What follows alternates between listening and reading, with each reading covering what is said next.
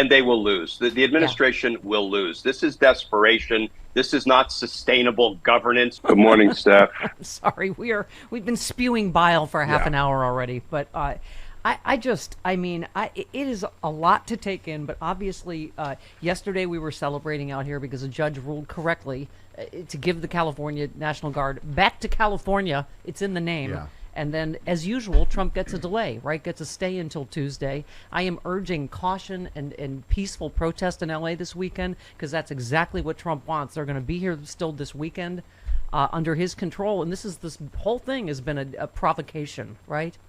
Yeah, we need huge protests. They need to remain peaceful. But here's the thing, Steph. When we see what was done to Senator Padilla, excessive force, to this old prosecutor, it looks like a criminal assault, and I sure hope that the state investigates it, because you know the federal government under Consigliere Pam Bondi, she ain't going to investigate it.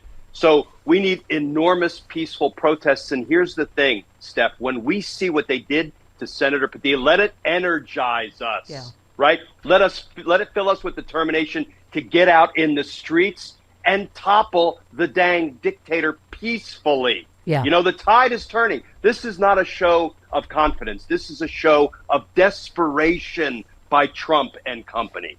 And by the way, thank you. As an old prosecutor, you know what is on videotape. I think Simone Sanders said it. There is no both sides to this one, folks. The government's saying the senator lunged at the secretary and did not identify himself. We have video where we can see and hear the opposite. That means the government is knowingly telling lies to benefit their narrative.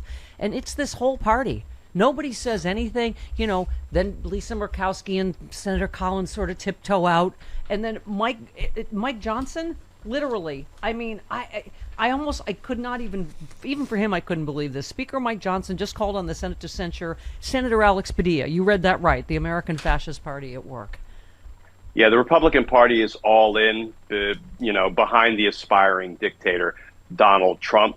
But here's the thing. When you are on federal property and you assault somebody, you've actually violated the laws of two sovereigns, the federal government and the state of California. Remember, this assault happened in the state of California. What I want to see, Steph, is the California prosecutorial authorities open a grand jury investigation and, carpet bomb people with subpoenas, everybody who was in the room that day, and let's see if there was a criminal assault in violation of the laws of California. Yeah. And also, as we said, his office is in that building, Glenn. Everyone knew who he was. Right. You telling me Kristi Noem doesn't know the senior senator from the state, the largest state in the union, who heads the committee oversees Homeland Security? Yeah. Please.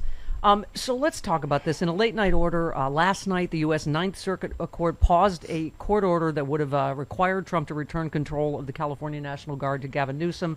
The Ninth Circuit's emergency stay came hours after U.S. District Judge Charles Breyer, Stephen Breyer's brother, ruled that Trump broke the law when he mobilized thousands of Guard members amid protests. So the three-judge panel, sadly, Glenn, here we go again, two judges appointed by Trump on this panel, scheduled a Tuesday hearing, meaning the National Guard will remain federalized through the weekend. So that's okay, Steph. We're in it for the long haul, right? This is not a sprint. This is a marathon. It's actually a lifelong journey for justice. But let me read one sentence from what the lower court judge ruled, because when you read this 36-page ruling, it is rock solid, unassailable, and it should survive on appeal. But here's what he said. At this early stage of the proceedings, the court must determine whether the president, Donald Trump, followed the congressionally mandated procedure for his actions. He did not. His actions were illegal, both exceeding the scope of his statutory authority and violating the 10th Amendment to the United States Constitution. He must therefore return control of the California National Guard to the governor of the state of California forthwith, meaning right now. And so, this is why let the appeals court try to make its way around this bulletproof 36-page ruling. This is why you complete me and you had me at hello, because I had highlighted the exact same thing to read to you that you just read. Like if we were in bed at night and you weren't married and straight and, I wasn't gay, whatever, you know what I'm saying? If we were reading the court really to each other. I didn't mean to steal your thunder, Steph. That's Sorry. That's all right, honey. Okay. Oh, God. Stop it. Breyer added he was troubled by the implication inherent in the Trump administration's argument that protest against the federal government, a core civil liberty protected by the First Amendment, can justify a finding of rebellion. Gavin Newsom called the win, the ruling a win for all Americans. Make no mistake, he said it yesterday. I've been saying it. We are a test case. You know, they're coming hard after California because they want to make an example of us, right? And they will lose. The administration will lose. This is desperation. This is not sustainable governance or, ruling, what he's really ruling. But listen, in the last 24 hours, Steph, we had so many Trump and Trump-adjacent losses, right? The Proud Boys lawyer who's suing the Department of Justice, it looks like he's going to be suspended from the practice of law because, one, he's got a felony conviction, and two, he failed to let the judge know about it as is required by the rules. I hate when that happens to my lawyer. You have Mahmoud Khalil, right? The Columbia University student activist who's a lawful permanent resident here. A judge just said, no, Marco Rubio, you don't get to announce that he's a danger to our foreign policy and thereby detain him and deport him.